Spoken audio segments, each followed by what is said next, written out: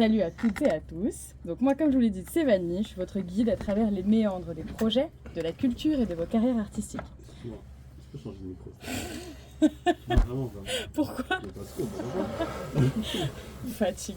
Je pourrais jamais avoir un début de chronique bien claque pour faire des vidéos carrées, pas possible. là, tu peux recommencer, on t'entend bien. C'est bon comme ça? Tu m'entends là? Oui. Magnifique, merci Ludo. Donc je répète, salut à toutes et à tous, c'est Vanny, votre guide à travers les méandres des projets, de la culture et de vos carrières artistiques.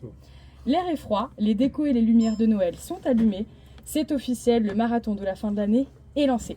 Donc si vous jonglez entre vos tâches comme le Père Noël et son organisation de tournée mondiale et que la fatigue s'accumule, vous êtes au bon endroit.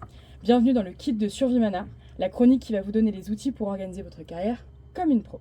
Chaque semaine, on décortique un élément indispensable pour gagner du temps, éviter la surcharge de travail et enfin vous concentrer sur l'essentiel, votre art.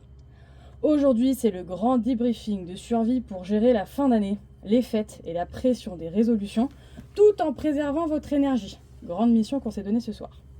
Effectivement, la fin d'année génère une espèce d'urgence artificielle. Vous voulez tout finir avant les fêtes et c'est la course.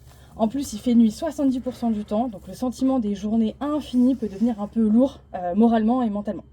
Donc, je vous ai mis quelques astuces pour s'en sortir en évitant l'épuisement généralisé. Première règle, concentrez-vous uniquement sur les tâches urgentes et importantes. Petit rappel de l'épisode qu'on a fait sur la matrice Eisenhower. Tout le reste passe dans la case planifié en janvier. Si c'est pas une facture, un contrat ou une deadline vitale, ça peut attendre.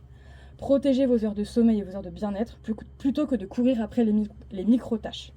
Ça me fait continuer sur le deuxième conseil qui est, même au milieu du rush, accordez-vous au moins 15 minutes par jour pour faire ce que vous aimez sans but productif.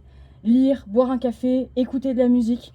C'est un court moment de répit mais qui est vraiment nécessaire. Vous pouvez même écouter Mariah Carey et chanter pleine puissance ou mourir de rire en regardant les vidéos du Grinch au parc Universal. Peu importe, restez dans le thème de la saison mais reposez-vous. Le vrai cadeau que vous pouvez vous faire, c'est la déconnexion. On ne peut pas être au top sans moment de vide, de silence. Ce n'est pas pour rien d'ailleurs que ce principe est un droit dans le code du travail.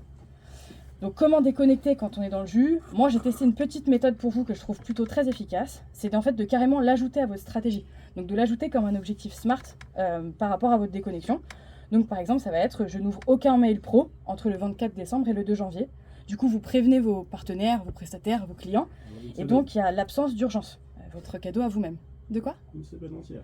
Bah ouais, pourquoi pas, en fait. Qu'est-ce qui va se passer en une semaine qui sera tellement vital que vous, votre repos mérite d'être rompu? Bah finalement, pas grand-chose.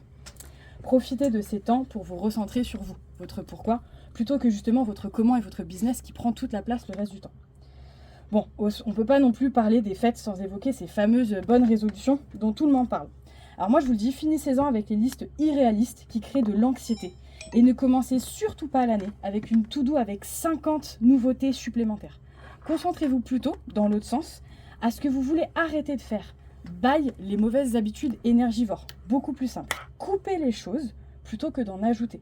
Je vous conseille même vivement de maximiser vos efforts sur un objectif un peu précis pour commencer 2026.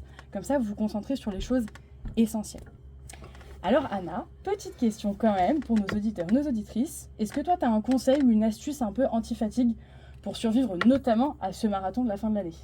C'est une bonne question. Moi aussi, j'ai du mal. Je pense que moi, j'aime beaucoup faire des listes. Ouais, très bien. Ça m'aide beaucoup de faire des to-do list par jour de ce que je dois faire, de vraiment important. Ouais. Et voilà, comme ça me laisse le temps d'organiser ma journée comme je le veux. Et voilà. Super, c'est déjà un très très bon réflexe d'organiser ta journée par rapport à des tâches précises. C'est déjà un énorme step. Merci beaucoup. Avec plaisir. Petit récap du jour. Comme d'habitude, un marathon, c'est de l'endurance sur la durée. Donc pour suivre la cadence, limitez l'urgence, déconnectez, gardez du temps pour vous et concentrez-vous sur un seul objectif qui pilote votre début 2026. On se retrouve comme d'habitude sur le Instagram de Vimana Paris pour plein d'astuces et aussi pour parler de vos projets en DM si vous avez besoin. On continue aussi à faire gagner des cadeaux jusqu'au 24 décembre parce que c'est Noël et vous connaissez mon amour pour cette saison. Moi, je vous dis à l'année prochaine, car je ne serai pas là la semaine prochaine, pour des nouveaux épisodes du kit de survie Mana et de ses outils indispensables. Et n'oubliez pas, chanter Maria Carey tous les matins contribue autant à sa fortune personnelle qu'à votre bien-être général, alors célébrez sans modération. Joyeuses fêtes. On va chanter Maria Carey.